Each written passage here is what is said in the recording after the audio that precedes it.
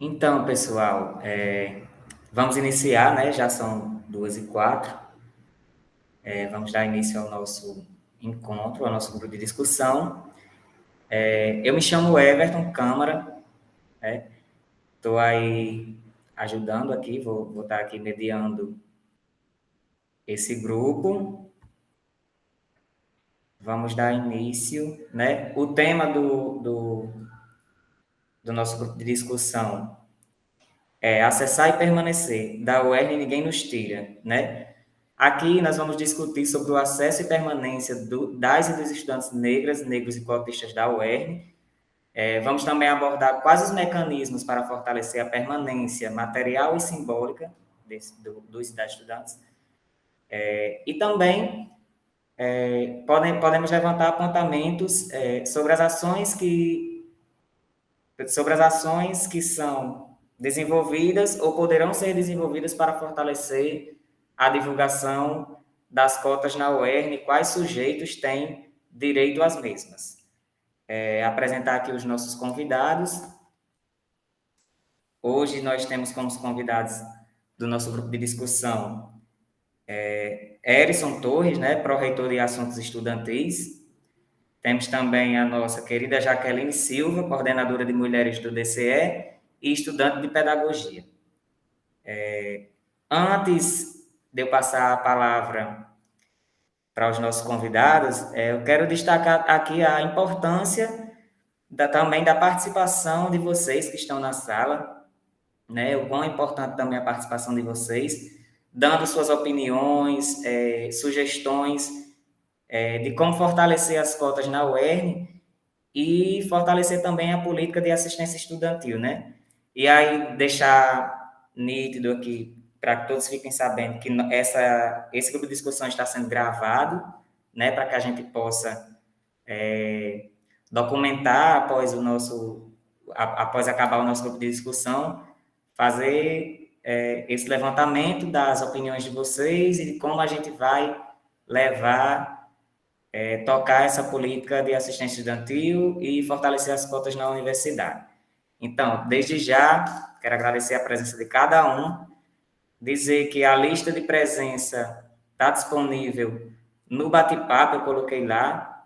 Acho que eu não sei se quem vai entrando depois que eu coloquei consegue ver, mas se não conseguir, daqui a pouco eu vou mandar novamente. Agora eu vou passar a palavra, né, para Erison Torres, pró-reitor de Assuntos Estudantis. Obrigado, Everton. Obrigado, em seu nome, agradecer ao Diretório Central dos Estudantes pelo convite, pelo momento, né, oportunizar esse momento de debate, discussão, sobretudo no que tange à assistência estudantil. Obviamente, quando nós estamos no terceiro encontro de negros, negras e cotistas, a gente vai precisar fazer um recorte muito claro, muito evidente na assistência estudantil para este público. Agradecer também a Jaqueline, que está compartilhando comigo esse momento, cumprimentar, e aí eu vou citar nominalmente aqui Elizabeth, Félix, Josivan, Gorete e Pedro, que se encontram aqui na nossa sala, falar um pouco sobre a assistência estudantil, com essa interseção que nós estamos propondo dentro da política de cotas, ou como um reforço, né, como uma extensão da política de cotas da nossa universidade. Mas qualquer debate sobre assistência estudantil precisa de um preâmbulo, sabe, Everton? Primeiro, nós temos que caracterizar, vamos dizer assim, a UERN. A UERN é uma instituição de ensino superior pública, estadual, fincada num estado pobre, de uma região pobre, né, um estado como o Rio Grande do Norte e uma região como o Nordeste, que historicamente foi abandonado pelos governos do passado, que não valorizavam o acesso ao ensino superior. Notadamente, a partir dos anos 2000, nós temos um novo momento para o ensino superior no Brasil, um momento este em que a oferta de cursos de graduação, a expansão do acesso ao ensino superior, melhor dizendo, ganha centralidade nas discussões nacionais. Então, a partir dos anos 2000, nós temos a educação superior como um ponto importante da agenda central do nosso país. Sobretudo focado na redução das chamadas assimetrias regionais, ou seja, o MEC, o governo federal, começa a estabelecer um processo de descentralização da oferta do ensino superior nos grandes centros, né? A gente sabe que qualquer estudante que quisesse cursar medicina aqui no Rio Grande do Norte teria que ir a Natal para uma UFRN, ou até mesmo uma privada teria que ir para Natal para um UFRN da vida. Então, obviamente, nós não estamos aqui estabelecendo nenhum tipo de revanchismo, nenhum tipo de instituição, estamos apenas relatando como, fazendo um preâmbulo para o nosso ponto de partida. E aí o governo federal trabalha esse processo de democratização do acesso, a gente evidencia como democratização do acesso, por meio da reserva de vagas para alunos e alunas oriundos e oriundas da escola pública, mais tarde, preto-pardos indígenas, temos reserva de vaga também para pessoas com deficiência no sistema federal, e com essa redução, a tentativa de redução das assimetrias regionais, tem também um processo de expansão das vagas no interior, né? A chamada interiorização do ensino superior. Então, a partir dos anos 2000, nós temos esse cenário no Brasil, de expansão e interiorização do acesso ao ensino superior. Só que, quando a gente fala de UERN, certo? Nós precisamos voltar um pouco no tempo, ainda mais. Se em 2010, vamos dizer assim, né, nós temos o processo de expansão está na agenda do MEC a interiorização do ensino superior. Em 2012 a gente tem a política de reserva, a lei da reserva de vagas no sistema federal. A UERN já interioriza o ensino superior desde o seu nascedouro, desde a sua origem, porque ela é fincada no interior de um estado, do interior de uma região que é o interior do Brasil. Então, nós estamos no interior do interior do interior. Então, nós estamos em uma região fora da capital, por assim dizer, e a UERN nasce em Mossoró e se expande também em um processo de interiorização. Pau dos Ferros, Patu, Caicó, Açu, e só mais tarde, né, já dos anos 2000, 2004, salvo engano, a gente tem a implementação do campus avançado de Natal. Então, a UERN, desde sempre, para vocês terem uma ideia, o campus de Pau dos Ferros tem 45 anos. Então, quando se discute interiorização do ensino superior, Pau dos Ferros, o campus de Pau dos Ferros tem 45 anos. Reserva de vagas para alunos e alunas oriundos de escola pública. A UERN tem a sua política, a sua lei que garante a reserva de vagas. Ela foi aprovada em 2002, implementada em 2004. Então, o sistema federal, em 2012, é que lança a política, a lei que trata sobre a reserva de vagas. Então, a UERN ela é protagonista, ela é vanguardista em todo o processo de discussão da democratização do ensino superior, do acesso ao ensino superior. E democratizar o acesso, trazer para os bancos da universidade a classe trabalhadora, os filhos e filhas da classe trabalhadora, os segmentos mais vulnerabilizados da nossa sociedade, reivindica desta instituição, naturalmente, uma política de permanência muito firme, muito forte. E aí nós temos, nos últimos anos, um crescimento exponencial da nossa política de assistência estudantil. Essa política cresce na medida em que cresce também as discussões no interior da universidade pela consolidação da política de reserva de vagas, e aí eu vou deixar essa parte, tá, Jaqueline, das cotas PPIs, toda essa trajetória aí para você e para o Everton abordarem. Mas o fato é que, com esse conjunto de instrumentos, de ferramentas de inclusão, de democratização do acesso, a universidade ela é instigada, ela é demandada a aprimorar o processo de permanência dos nossos alunos e alunas, porque nós não democratizar o acesso por si só não garante necessariamente o sucesso acadêmico, como nós tratamos, como a Política Nacional de Assistência Estudantil trata o sucesso acadêmico, que é a conclusão do curso e dentro do período de integralização correto, né, do período ordinário de integralização dos componentes curriculares do curso. Então, a assistência estudantil, a partir de democratização do acesso, a assistência estudantil vem para a garantia da permanência, e a UERN cresce exponencialmente nos últimos anos. O advento das cotas PPI, né, Preto Pardos Indígenas, faz com que a gente também impulsione, colocar na ordem do dia uma coisa que era para ter sido a minha fala inicial, mas eu precisei fazer esse preâmbulo, uma coisa que é um caminho sem volta e nós temos que focar nisso, é um pedido, recomendação e meta da gestão da professora Cecília e do professor Chico, que é enegrecer a assistência estudantil da UERN.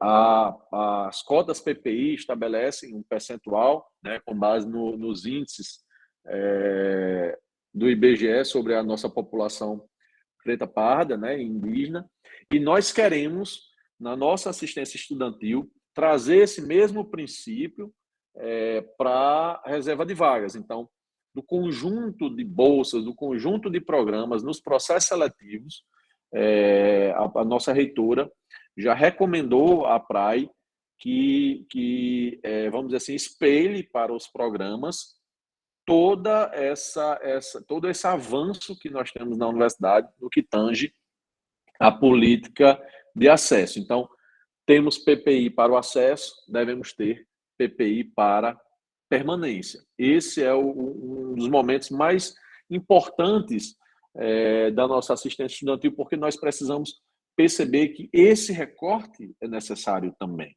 Então, inclusive nós estamos na discussão, uma consulta pública, está rodando uma consulta pública sobre a nossa política de assistência estudantil, nós estamos elaborando um texto base que trata dos princípios e diretrizes norteadores da política de assistência estudantil, e nessa política nós vamos propor uma alteração do texto base para incluir, certo?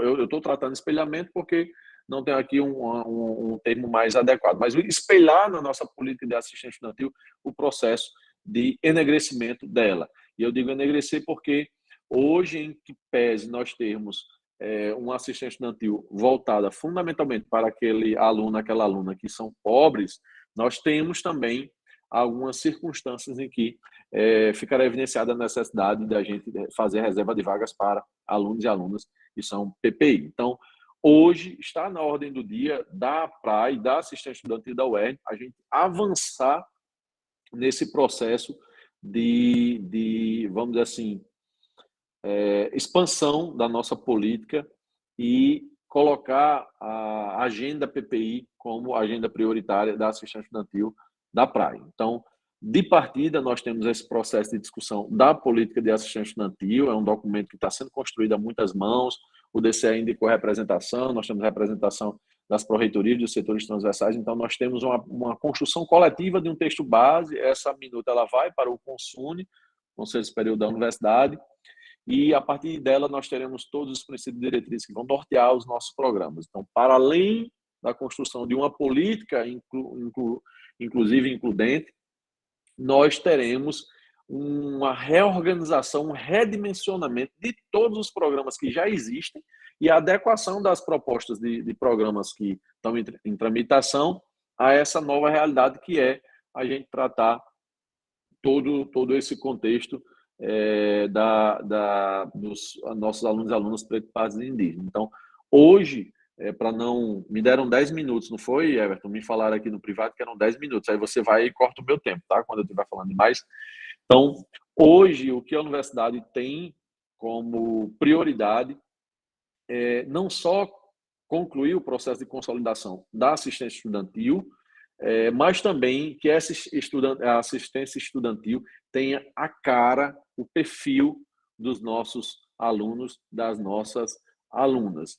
Então, em linhas gerais, a nossa fala gira em torno disso. Nós temos um conjunto de ações planejadas já para 2022, que perpassa a implementação do auxílio creche para as nossas mães e pais alunos e alunas, mães e pais, com filhos de 6 anos incompletos.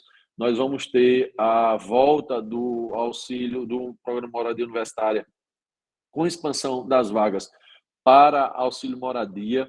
Nós vamos ter também, no futuro próximo já, programa de apoio ao esporte universitário, vamos ter um auxílio emergencial para os nossos alunos em situação de vulnerabilidade ou de risco iminente. Nós vamos ter um programa de auxílio transporte, então um conjunto de programas que farão parte desse vamos dizer assim, desse bojo, desse braço forte da universidade na permanência, e nós gostaríamos da participação de todas as alunas e de todos os alunos, naturalmente representados na figura do DCE, dos centros acadêmicos, para que a PRAE não cometa nenhum tipo de deslize, não esqueça ninguém e que a gente possa construir a universidade verdadeiramente socialmente referenciada, mas também e sobretudo afro-referenciada, porque não adianta a gente, como eu já falei anteriormente, fazer o processo de democratização do acesso, mas não ter a garantia de permanência. Então, se fosse um artigo, era um preâmbulo, né, uma introdução, mas como é um bate-papo, é uma conversa, então fiz esse arrodeio todo para a gente ter um ponto de partida de discussão sobre a assistência estudantil. É importante que vocês devolvam como retorno os principais pontos de divergência, o que vocês acreditam que é importante a gente colocar na agenda da PRAE e tudo que envolve os nossos programas de assistência. Então, eu acho que meu cronômetro funcionou direitinho, né, Everton? Fico à disposição de vocês para maiores dúvidas e a gente avançar no debate. Muito bom, Erison, foi no tempo certinho aí. Eu já ia mandar um aviso lá no chat. Então, pessoal, vou passar a palavra para a Jaqueline, mas antes de passar a palavra para ela, lembrar aqui a vocês que, a partir de agora, lá no chat vai estar aberto para inscrições, né? Após a fala de Jaqueline, para a gente discutir juntos e juntas, né?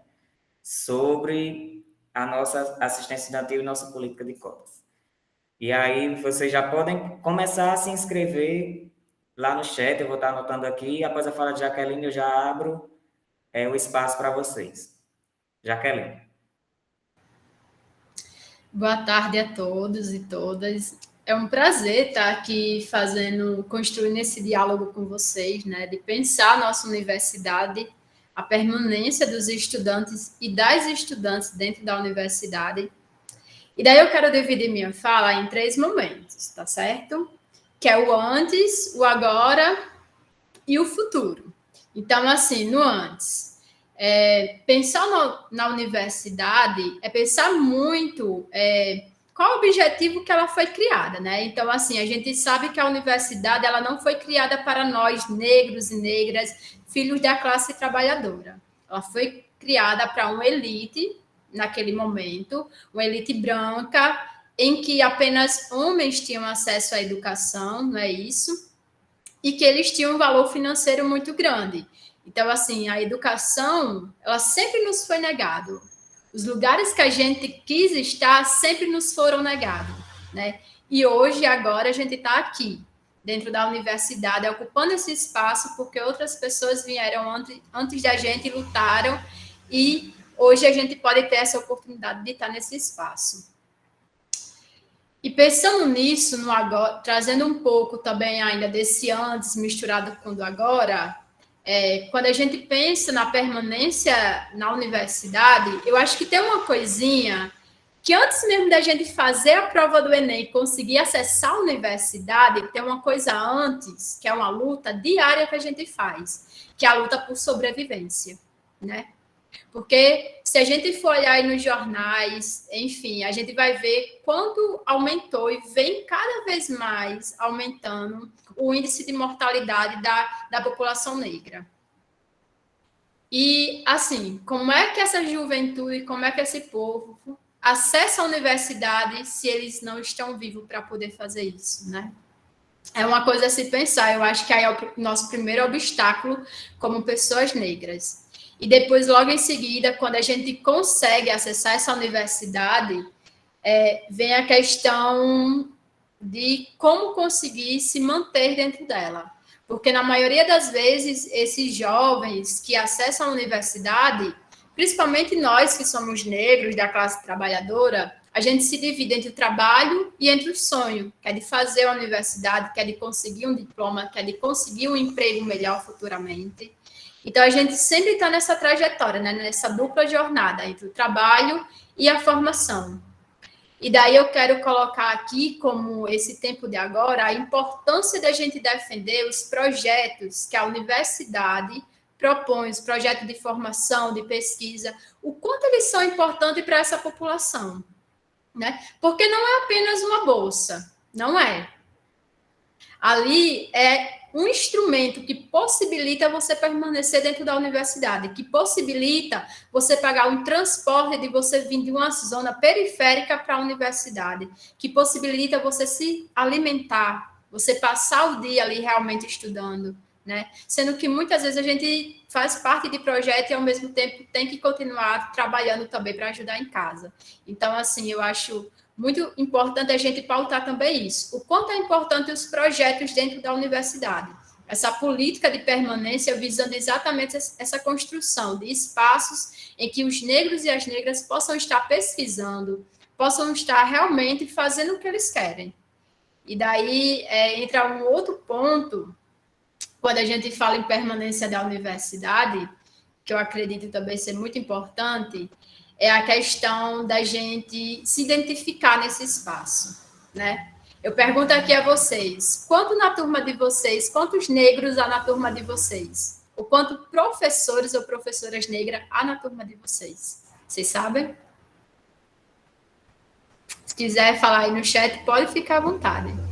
Eu vou dizer uma coisa, lá no meu curso, de negro mesmo, eu olhando bem, no máximo eu encontro uns 3. E daí vem a importância da construção desse espaço, da onde a gente se identifica e queira ficar. A gente veja que é nosso lugar. Porque não adianta nada a gente estar na universidade, lá, se forma e tudo, mas depois a gente vai para um trabalho totalmente precarizado e não tem a oportunidade de ser um professor universitário, de ser um técnico, de estar fazendo outras tarefas que não a tarefa do terceirizado. Porque quando eu olho para dentro da minha universidade, eu me vejo muito nos terceirizados, que são as pessoas lá que são da minha cor, que vêm da mesma origem que eu. E dificilmente eu consigo me encontrar nas minhas professoras e nos meus professores, porque eles não vêm do mesmo lugar que eu. Então, eu acho que pensar nisso também vem muito dessa questão, da gente pensar os textos que são trabalhados, teóricos, quantas vezes a gente não passa a graduação toda lendo os teóricos brancos e dificilmente, assim, muito difícil, a gente consegue ler um teórico negro que vem trazendo um conhecimento diferente, que não é pautado nesse conhecimento branco, né, elitista e tudo. Então, eu acredito que todos esses pontos, ele passa também por essa questão da permanência do negro dentro da universidade. E daí eu gosto muito de contar essa experiência de quando eu entrei na universidade, que assim, eu venho de outra cidade, eu morava em Governador, e eu tinha simplesmente que passar o dia inteiro dentro da universidade, o dia todo, né? Eu estudava de manhã, fazia parte de projeto e tudo, e o quanto o projeto do PIBID, de alguma forma, ele conseguiu me ajudar. Porque, por exemplo, em casa, minha mãe não tinha como me ajudar para eu me permanecer na universidade.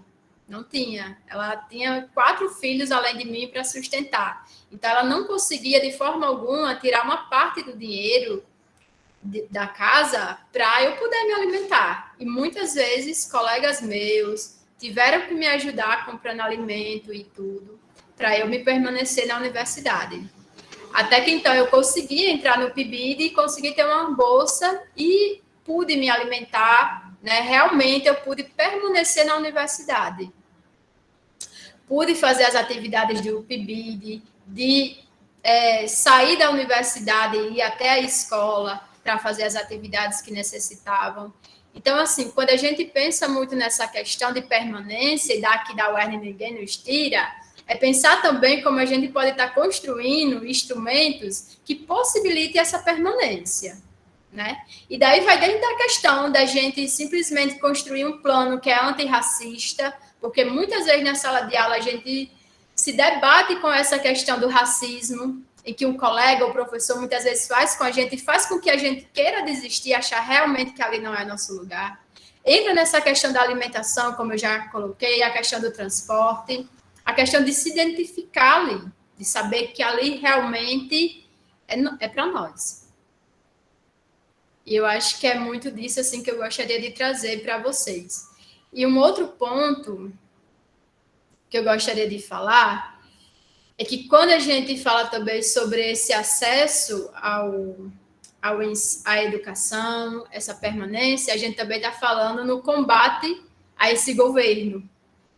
No combate a esse governo que tenta de todas as formas nos tirar desse espaço, que é cortando os recursos, né? Que é simplesmente aí fazendo um diálogo contra nós, racista. O índice de mortalidade aumentou muito mais depois que esse desgoverno está aí presente. A gente vê o quanto aumentou a mortalidade da juventude negra. Então, perpassa também por isso, da gente se impor contra esse governo, contra esse sistema que nos mata, que tenta de toda forma nos apagar. E daí, se vocês tiverem alguma pergunta e tudo, eu acho que seria muito interessante ter esse diálogo, né? Não ser uma palestra, mas ter um diálogo mesmo, escutar vocês falando, certo?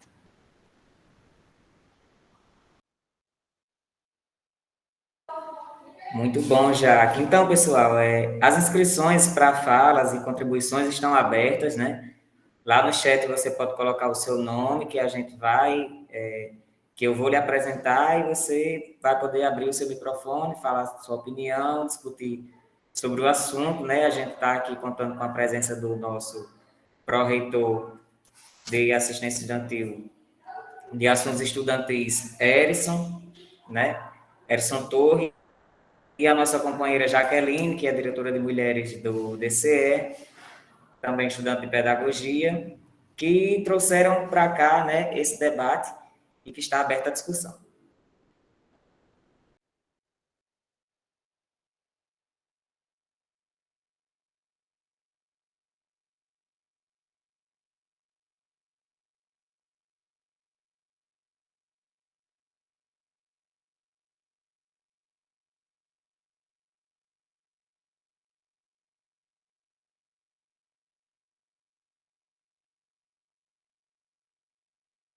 Pronto, Maria Goretti levantou a mão. Pode falar, Goretti, pode abrir o microfone, a câmera.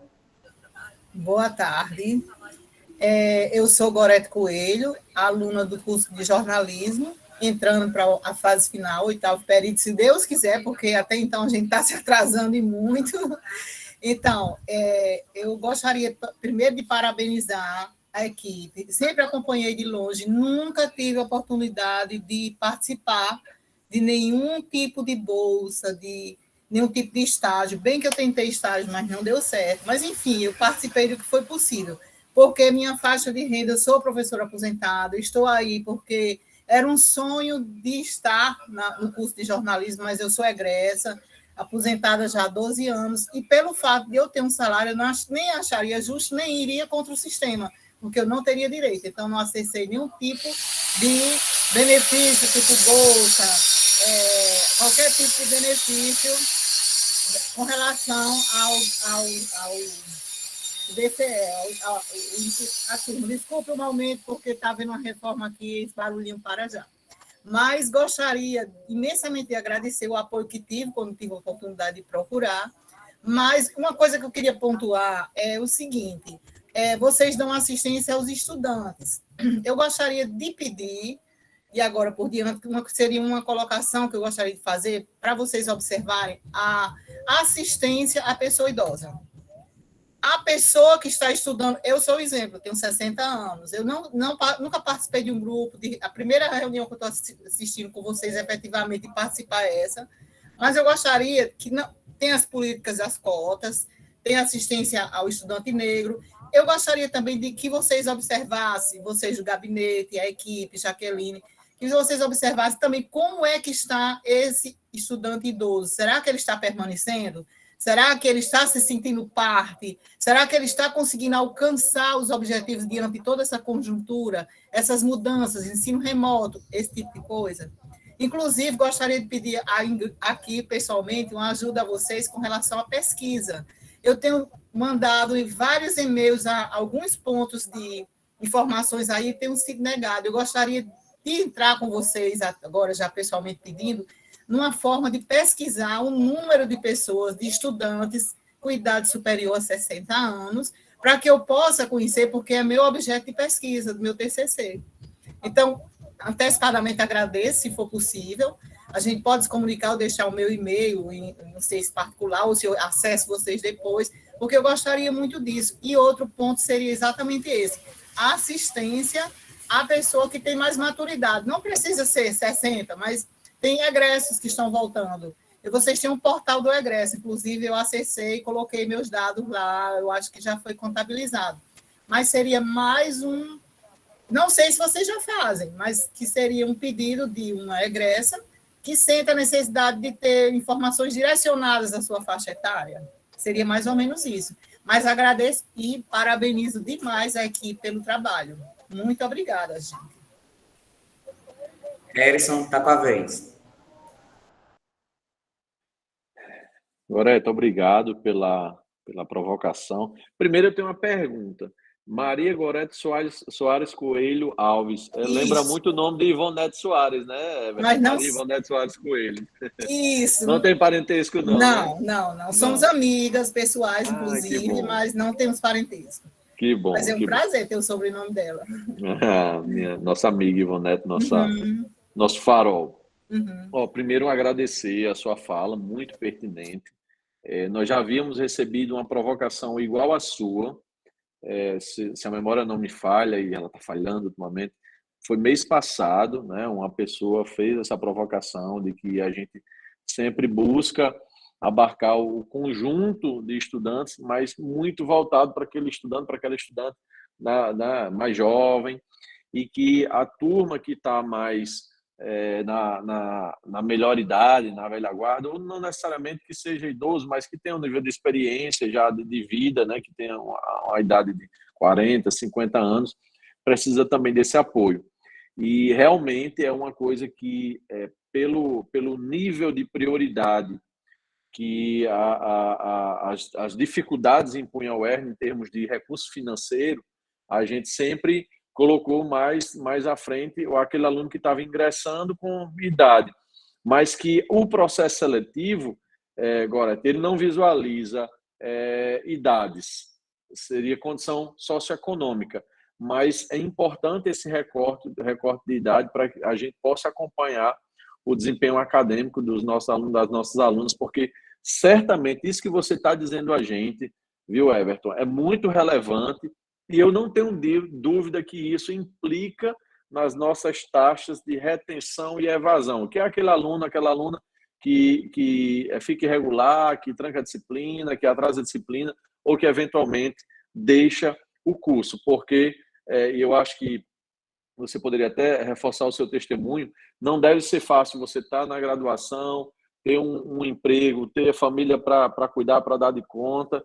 Então, tudo isso são fatores que influenciam significativamente no cotidiano acadêmico do nosso aluno, da nossa aluna, e está anotada a sua fala, e a gente vai conversar com a administração central, com a nossa reitora, para saber de que forma a PRAE, mas não só a PRAE, não só a Pró-Reitoria de Assuntos Estudantis, mas a avaliação institucional, certo? E os outros setores da universidade possam olhar com um olhar diferenciado para esse público. Registrar, viu, Everton, também a presença de Ana Angélica, que é a nossa pró-reitora adjunta de assuntos estudantis, está aqui no chat, anotando, já me deu, Goreto, era a senhora falando, ela dizendo que fala pertinente essa, muito bacana, a gente tem que ver alguma coisa, então a gente está aqui antenado para fazer com que os nossos alunos, nossas alunas, independente de idade, tenham assistência merecida. Só complementando, até para nos sentirmos mais entrosados, porque eu, pelo fato de ser professora há 30 anos, eu me entrosei e até hoje eu tenho assim, uma facilidade de me adequar, mas eu acompanhei um senhor do período anterior em jornalismo que ele desistiu, ele se sentiu isolado, ele não conseguiu se encaixar com a juventude da turma e, infelizmente, ele desistiu. Eu estou lá, se Deus quiser, vou permanecer e olhe se eu não voltar mais uma vez, se Deus quiser. Obrigada, gente. Obrigado, Maria Goretti. Como o Edson falou, né, registrar a presença de Ana Angélica. E agora a Leandro Soares, né, levantou a mão, está com uma fala. Pode falar. Boa tarde a todos, agradeço a oportunidade de poder participar, né, um momento tão satisfatório como esse. Bem, eu começo com uma citação, né, do teórico Amartya Sen, né, que é um teórico economista, né. Ser pobre não implica somente na privação material, as privações sofridas determinarão o posicionamento dos cidadãos, né, nas outras esferas, que é uma colocação que a gente fala, se o pobre ele é privado do acesso à universidade, o negro, aquele da classe trabalhadora, provavelmente não ocupará nenhum espaço posterior na sociedade, né, a gente tem esse entendimento. Então, minha pergunta para registrar esse momento é assim, nós sabemos que a UERN está em busca da autonomia financeira, né, e minha pergunta é, se isso se concretizar, há uma possibilidade do aumento de bolsas, de uma assistência mais ampla à classe estudantil?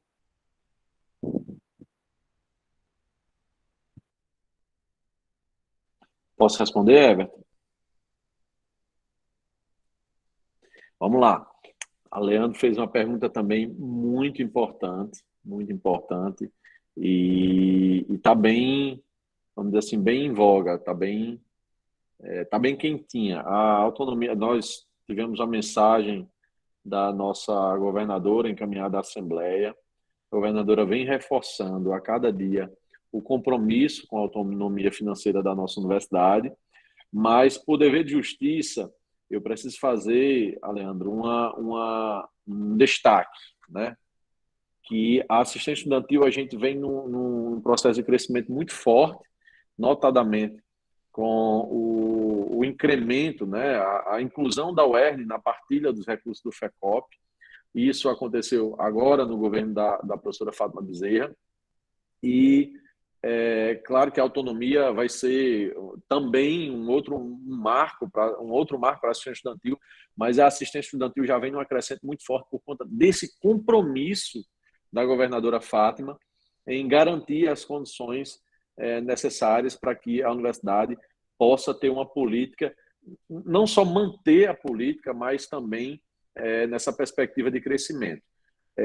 A autonomia financeira ela vai dar muito mais qualidade ainda na execução orçamentária dos nossos recursos destinados à assistência estudantil, vai fazer com que o tempo de resposta às demandas ele fique mais curto e vai fazer com que a gente possa planejar de uma forma mais rápida, mais autônoma e mais aprimorada toda a nossa assistência estudantil. E, claro, respondendo a sua pergunta objetivamente, existe um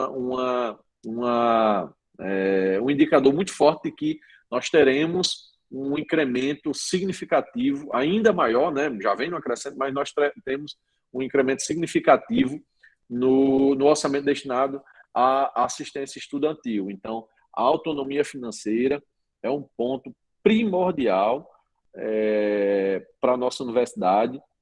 E se a assistência estudantil já vem no crescente, com a autonomia financeira, nós vamos ter a manutenção desse crescimento e uma execução mais fluida, menos, vamos dizer assim, não que a gente não tenha o aspecto burocrático, porque isso é uma imposição legal, mas o tempo de resposta é aqui. Não vai ser necessário diálogo com a CEPLAN, não vai ser necessário diálogo, que eu digo no sentido de que a gente já vai ter uma fatia do orçamento destinado para que a universidade possa executar conforme o seu planejamento, e a gente não vai ter maiores sobressaltos no que diz respeito a ter que ir a Natal, ter que despachar. Então, a autonomia financeira vai ser um outro divisor de águas na assistência estudantil, e já está comprovado o compromisso da governadora com a assistência estudantil, por conta da história recente, mas, sobretudo, com a autonomia financeira. Então, tomara, queira Deus, que a gente consiga aprovar essa autonomia o mais rápido possível para que a gente possa dar continuidade ao crescimento na política de assistência. Agradeço a colocação, né? Acho importante. E agradeço sempre pela capacidade que a PRAE tem de estar junto aos alunos. Eu fui beneficiado na época da pandemia. Graças aos Cosmos, eu não precisei da bolsa, consegui passar para quem estivesse precisando mais. E assim, a gente tem essa noção de que a PRAE se preocupa, sim, com a classe estudantil. A gente tem visto um esforço gigante da governadora enfrentando muitas questões políticas, né, que muitas vezes têm travado as políticas de assistência. Mas é isso. E parabéns também aos meninos, né, que têm feito um trabalho maravilhoso. Nem todos os alunos conseguem participar, de trabalhar, enfim, mas a gente tenta acompanhar da melhor forma possível. Agradeço. Obrigado. Obrigado você, Aleandro. Quero registrar aqui a presença da nossa coordenadora geral do DCE, Yamara Santos, e, né, deixar aberto para ela, se ela quiser fazer uma fala aqui, né? Faça isso não, Everton, faça isso não dê cabimento não. Olha, já cheguei no meio, gente, porque acabei de chegar em casa, estava numa formação aqui do setor cultural da cidade, mas acabei de chegar, aí Felipe, para não aparecer aqui descabelada, né? Vim aqui, mas quero dizer que essa também é mais uma atividade, né, dessa nossa semana, em alusão ao 20 de novembro, e muito mais que, como a gente já falou ontem na abertura do nosso terceiro encontro de negras, negros e cotistas da UERN, para dizer que estamos à disposição, estamos na luta para enegrecer a universidade, para dizer ao povo que o lugar do povo é dentro da universidade, para que a gente mude essas estruturas, para que a gente se coloque nesse lugar de combate ao racismo, e principalmente as pessoas que não são negras, negros, cotistas da nossa universidade, também se coloquem nesse lugar do antirracismo, para que vocês lutem junto com a gente.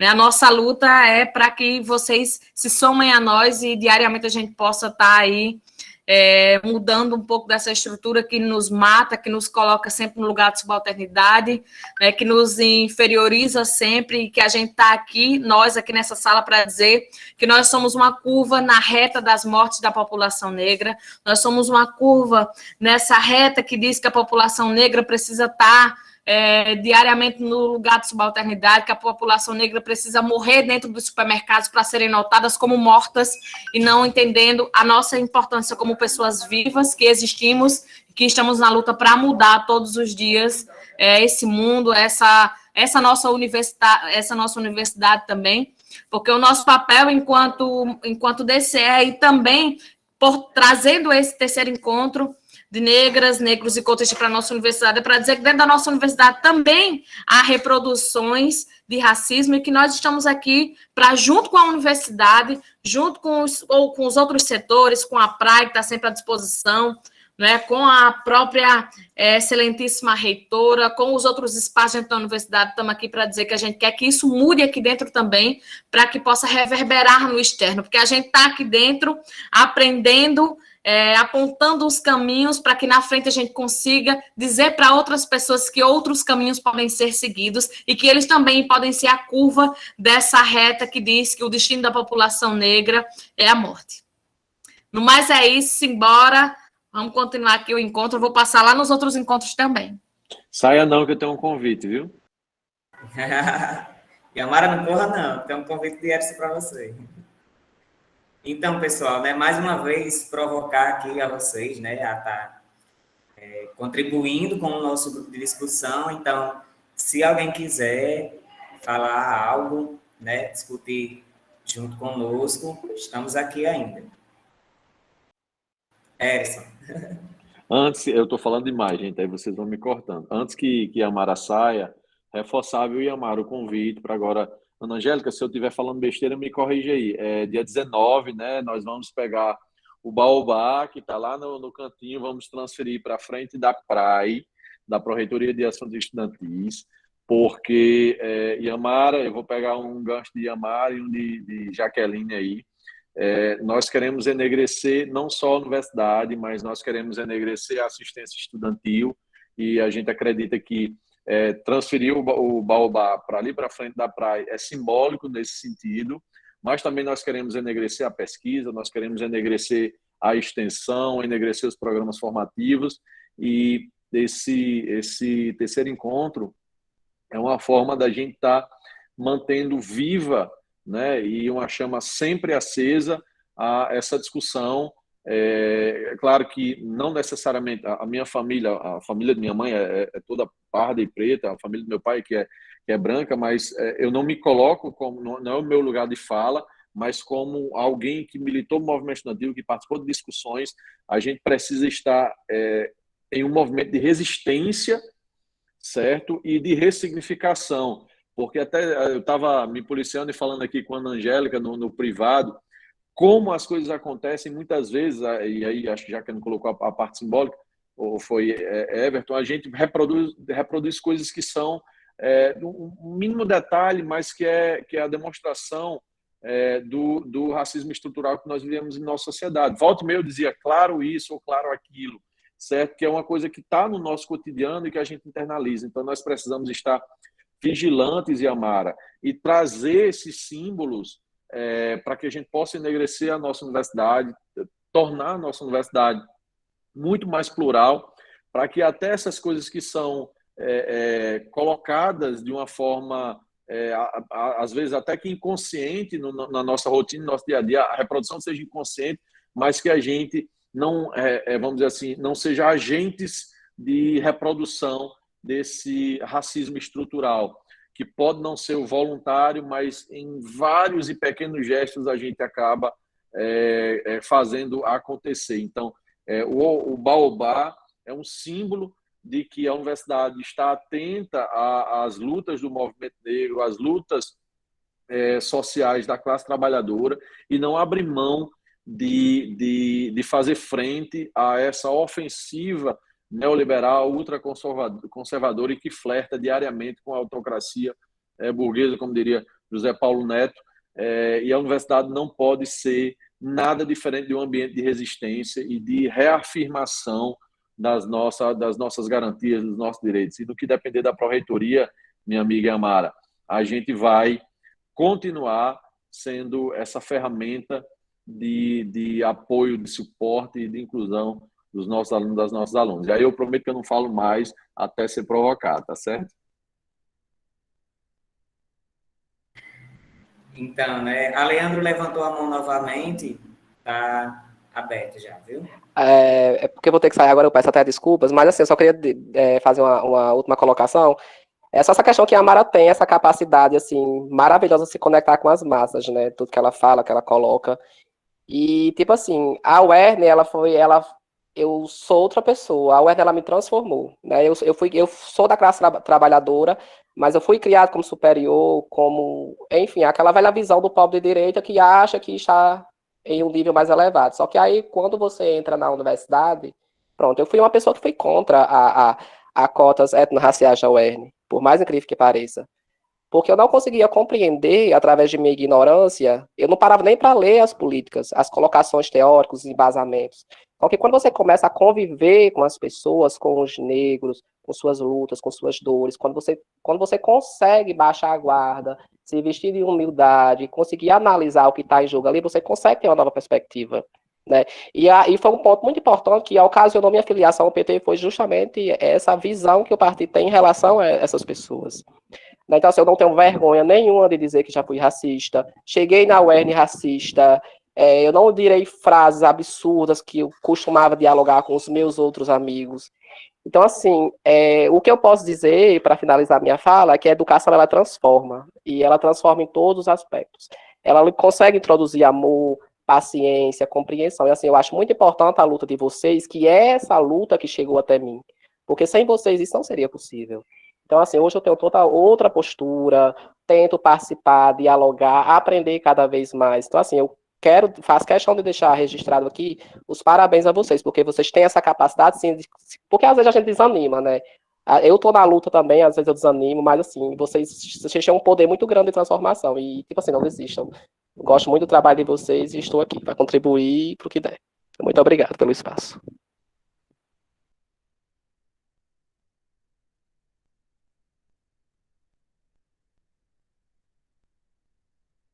Então, Jaqueline levantou a mão, né? Pode falar, Jaqueline, tá aberto para você. Teve uma coisa que a Leandro falou, né? Dessa questão dele mudar dele estar sendo antirracista, né? E daí me vem muito uma questão que é, quando a gente está lá na rua, ou seja, por meio da internet, seja como for, a gente está pautando sobre as nossas lutas como população negra, é de fundamental importância que os demais, mesmo que não sejam negros, estejam junto com a gente nessa luta. Por quê? Porque se a gente for olhar, quem é que constrói as leis no país? Né? Quem é que está nos lugares de poderes?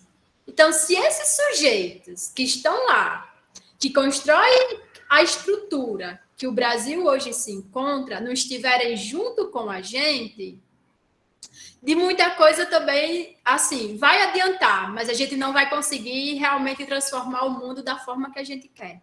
E para isso a gente também precisa dos nossos companheiros e companheiras brancas nessa luta de transformação. Porque não é só eu, Jaqueline Negra, não é só Yamara Negra, não é só Everton Negro, se junta a gente e vai querendo transformar o mundo, sendo que tem toda uma estrutura que vem e barra a gente. Tem toda uma estrutura que vai lá e simplesmente diz, não, vocês não vão passar daqui. Porque quem faz lei no país não são os negros, são os brancos. Então, se esses brancos não estiverem do nosso lado, não entender o lugar deles e a situação a qual a gente está inserida é colocada por conta desse sistema que vem desde lá da colonização, não tem como a gente mudar o mundo, né? É uma frase que tem muito na Marcha Mundial das Mulheres, né? Mudar o mundo para mudar a vida das mulheres e mudar a vida das mulheres para mudar o mundo. Então, assim, a gente só vai realmente conseguir mudar esse mundo quando a gente conseguir mudar a nossa forma de ver, a nossa forma de viver no mundo. E a partir daí a gente consegue mudar ele. Mas, para isso, essa luta que a gente vem desde antes da abolição, né, construindo aí, que é essa luta contra o racismo, que até hoje é presente. Dentro da universidade, dentro dos nossos grupos com colegas nossos também, né? Até mesmo dentro, se for olhar, do movimento de esquerda, porque, querendo ou não, são sujeitos que estão em construção. Né? Paulo Freire mesmo fala que a gente é sujeitos que não estamos totalmente construídos, nós estamos nesse processo de construção, somos sujeitos inconclusos. Então, assim, eu gostei muito da fala de Leandro, né, para trazer muito isso para nós também, que não é só o movimento negro que vai conseguir transformar o mundo, mas a junção do movimento negro com quem faz as leis, com quem está à frente e tem esse poder ainda, né, é que vamos conseguir realmente ressignificar e mudar esse mundo, né, e escrever uma outra forma de viver.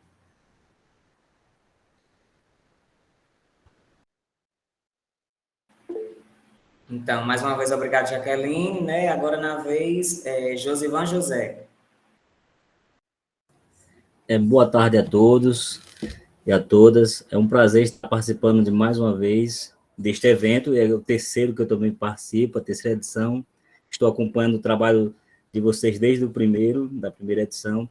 Então, eu fico muito feliz ao ver esse espaço sendo possível para que para que estudantes possam se expressar e também construir esse ideal, que é uma nova visão, uma nova ótica diante e para a nossa universidade. Eu sou estudante de filosofia do 4º período, né, da UERN Campus Mossoró. E é interessante essa fala que a menina Jaqueline colocou, quando ela coloca essa percepção. Aí eu quero lembrar um dos filósofos da atualidade, que também é jurista, Silvio de Almeida. Ele coloca uma questão que é bem interessante e pertinente, que é a visão do copo quebrado. Eu não sei se vocês já ouviram essa expressão dita por esse filósofo, Silvio de Almeida, negro, e ele coloca essa questão que vai justamente de encontro ao que Jaqueline colocou, que somos negros, estamos nessa luta, mas que também nós precisamos do branco, daquele que está lá fazendo, construindo as leis. E o sentido disso tudo é de que o branco, enquanto ele não tiver, de fato, a consciência, essa consciência de que todos somos um só, e que todos é quem pode construir realmente esse empareamento, essa dignidade de oportunidades a todos, e não apenas a uns e outros não, nossa sociedade, e até, de modo geral, a sociedade mundial não mudará, porque as pessoas precisam sair da questão do copo quebrado. As pessoas têm consciência do racismo, as pessoas têm consciência de que é preciso mudar essa concepção que é arcaica, que né, há muitos anos foi construída e que nós, gerações e gerações, vão perpassando nesse âmbito, tendo que abraçar sempre essa luta que é válida, constante e sempre atemporal, ou seja, estamos sempre nesta luta. Mas é que é preciso também que essas pessoas saiam do copo quebrado, que é justamente essa mentalidade arcaica de achar que a cor da pele ela vai colocar tal pessoa, tal sujeito em posição melhor ou pior do que a outra. Então, só para ratificar quanto é importante essa fala que a Jaqueline coloca, que a luta de todos não é somente por ser preto ou branco que nós temos que lutar para que não exista, né, o racismo, porque nós estamos nessa luta, mas aqueles que estão lá, que são os juristas, que criam as leis, que desenvolvem as leis, se eles não tomarem conta e consciência da importância que eles saírem do copo quebrado, saírem da mentalidade arcaica, de que a cor da pele faz a diferença, de que a cor da pele torna alguém pior ou melhor do que o outro, então a nossa luta vai continuar sempre tendo essa barreira, vai ter sempre esse grande obstáculo a ser superado. Por isso também retifico e coloco como tão importante esse espaço da nossa construção, no sentido de estar sempre visualizando por essa ótica, né? Estamos na luta, estamos agarrando a mesma bandeira, estamos no mesmo compasso, mas que todos, independente da cor, não só os negros, não só os brancos, mas sim, todos numa só luta, é que nós vamos vencer essa batalha, vencer essa histórica visão que sempre houve e que nunca levou a nada. E portanto, nós estamos reivindicando um direito que é nosso, como negros, né, de tanta injustiça, de séculos e séculos a gente tendo que somos criados, sendo levados por uma história de livros fantasiosos que ensinam uma verdade que por trás das cortinas daquela didática que está nos livros lá de história não tem nada a ver com a realidade. Então, essa é a concepção. Parabenizar vocês por esse momento, por esse encontro, mais uma vez, que é importante para essa construção. E dizer que a mentalidade de todos, não só dos negros ou do branco, mas de todos, como diz o filósofo Silvio de Almeida, é preciso sair do copo quebrado, é preciso mudar a sua mentalidade, a mentalidade de cada um, para que realmente nós tenhamos na prática aquilo que nós buscamos. Agora sim, de fato, a luta não pode deixar de existir jamais.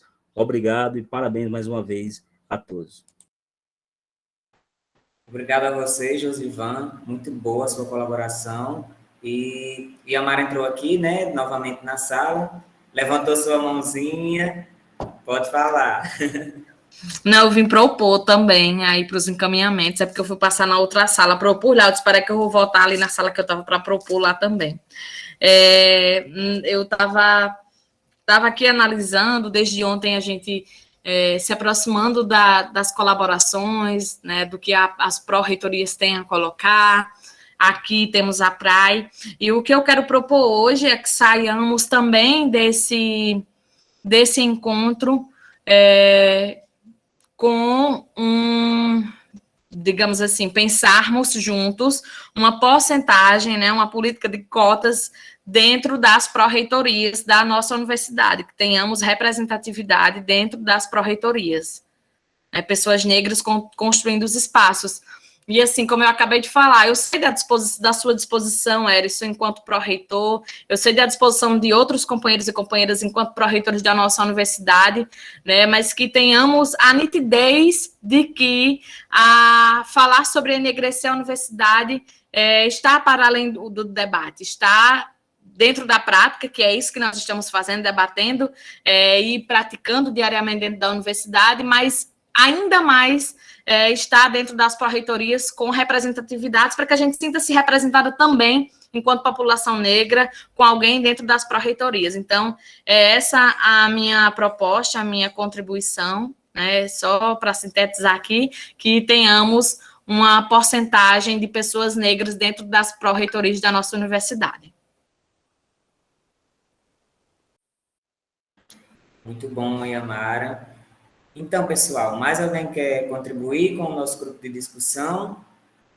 Se não, daqui a pouco nós estaremos nos encaminhando às considerações finais, né, para poder encerrar o nosso grupo de discussão e construir os nossos levantamentos, e através dos nossos levantamentos construir uma carta.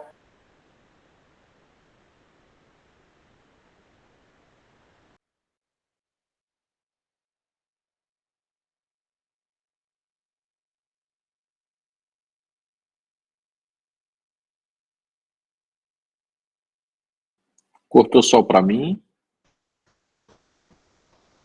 Eu acho que travou o... vai Travou contar isso lá pra mesmo. gente agora. Estão me ouvindo? Agora sim. Jaqueline levantou a mão, quer falar alguma coisa? Isso. Não, em questão também de contribuir para essa carta, né? Por acaso me passou agora aqui. Deixa eu ver. Vão aí alguém aí falando para ver se eu me lembro aqui, porque fugiu o que eu ia propor, mas enfim, daqui a pouco eu lembro.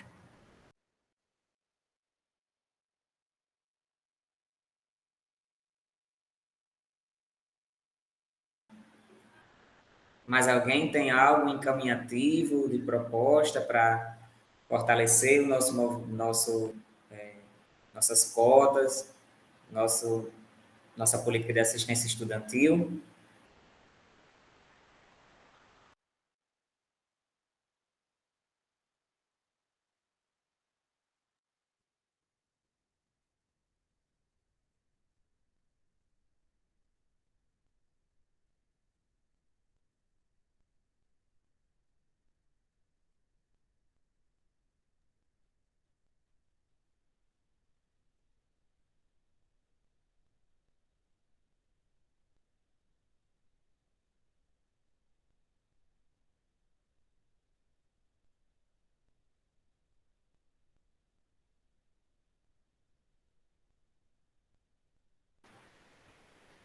Então, acho que é isso. Jaqueline ainda se lembrou? Amiga, eu perdi, mas eu lembrei aqui de uma outra coisa, que o Erison não está aqui, mas que já é uma luta nossa lá de pedagogia. Pronto, que é uma luta nossa lá de pedagogia, que é a questão da criação do espaço criança, né?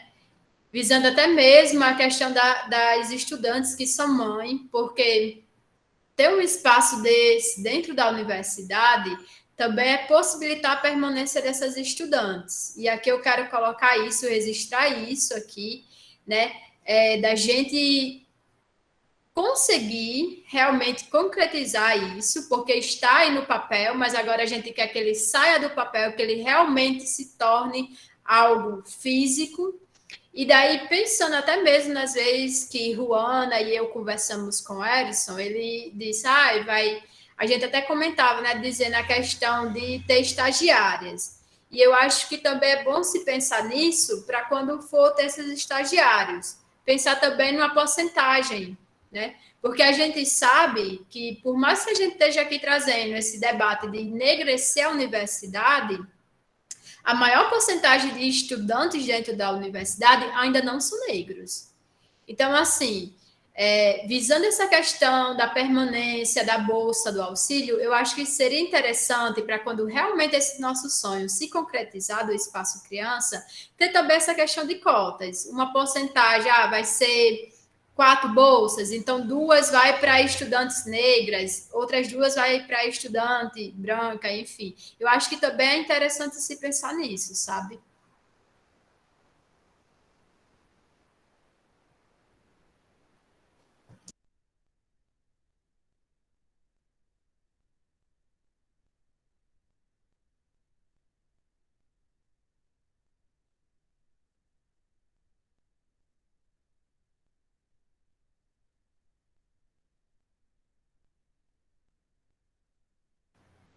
Lembrei, Everton, que a proposta que eu ia ter inicial é que a PRAE, junto com o DCE, a gente, na verdade, já está pensando nisso, mas que a gente pudesse realmente construir esse plano de combate ao racismo dentro da universidade. Porque a gente sabe que a universidade ela só é o espelho da sociedade, né? Da estrutura social que a gente vivencia lá para além dos muros. E ela entra para dentro também da universidade.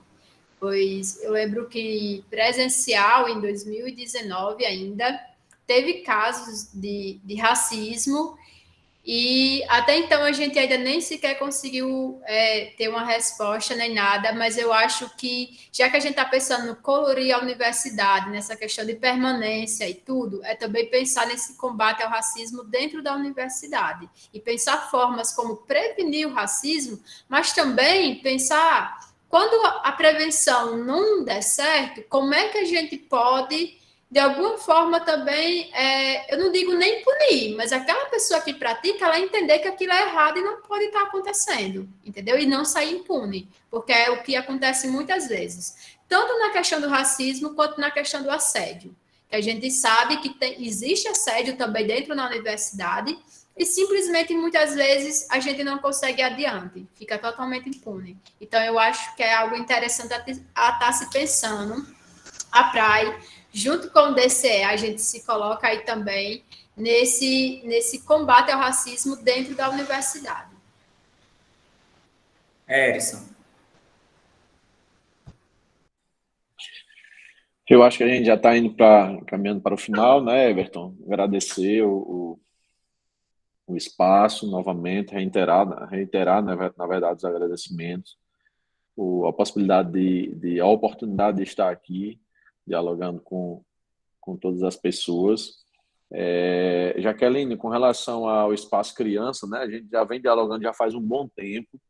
A universidade ela tem algumas limitações do ponto de vista estrutural, mas a gente é uma meta da professora Cecília e do professor Chico, a gente conseguir implantar o Espaço Criança, e não só no Campo Central, nos campi avançados também, para além do auxílio creche, porque uma coisa não necessariamente exclui a outra.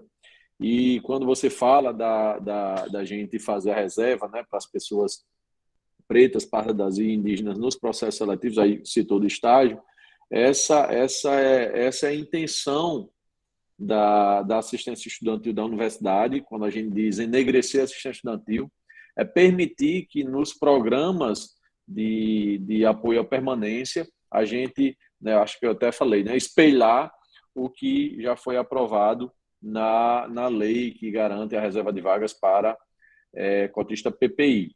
E você é muito feliz quando coloca essa discussão sobre combater o racismo na nossa universidade. A UERN já vem discutindo internamente, é uma coisa que para o próximo semestre a gente já tem na nossa agenda, que é lançar o movimento UERN contra o preconceito. E aí, naturalmente, nós vamos discutir todas as formas de materialização do preconceito, seja preconceito contra as pessoas pretas, pardas e indígenas, né? Enfim, negros e negras, as pessoas LGBT, todas as formas de preconceito que se manifestam dentro da universidade.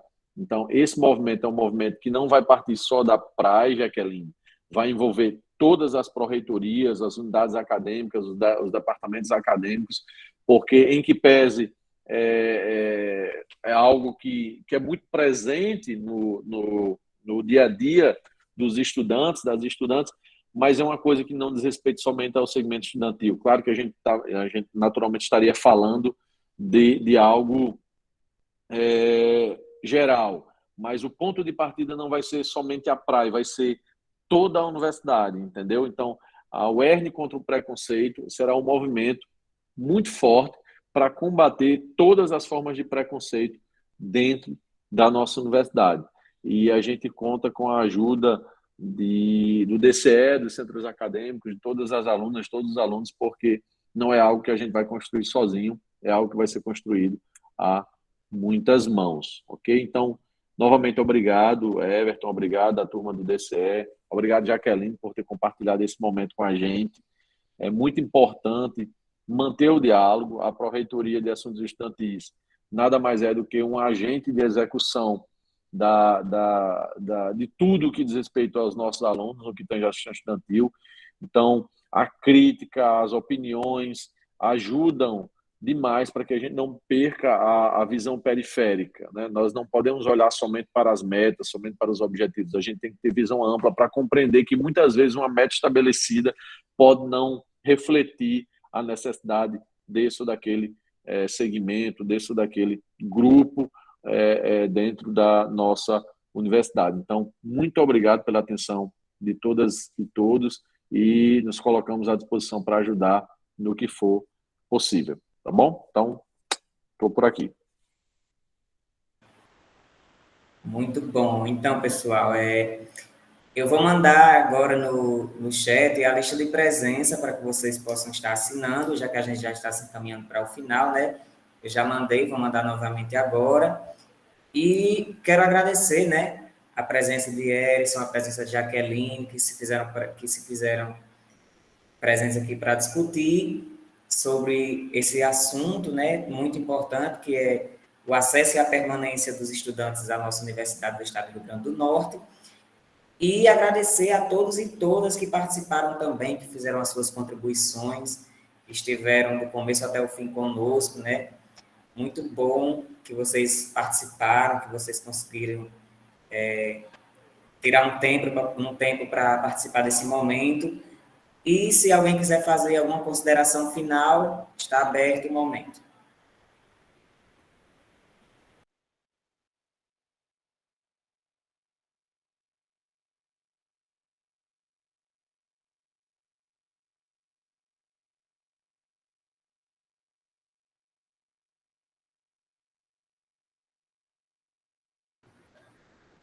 Ei, Everton, pelo que Oi, parece que ninguém tem nenhuma consideração a fazer, né?